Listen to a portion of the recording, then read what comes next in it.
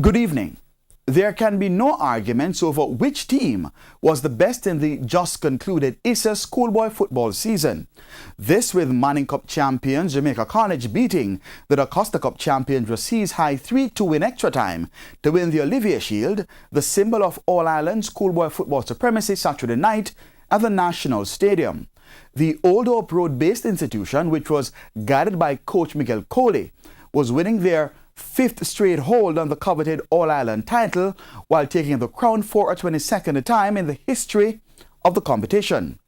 And if you were some way not paying attention this season, JC won 3 of a possible 4 titles to include the Urban Area Walker Cup title and the Manning Cup.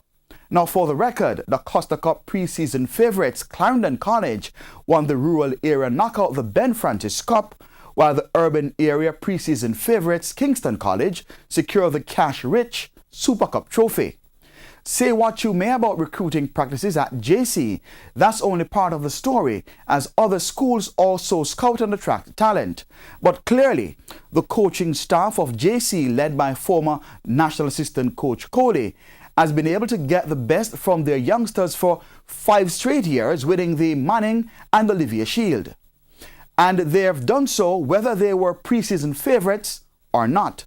So congratulations are in order for Miguel Coley, his team of coaches, the management staff, and most importantly the boys of Jamaica College, who got the job done for a 5th consecutive year, even when most people doubted them.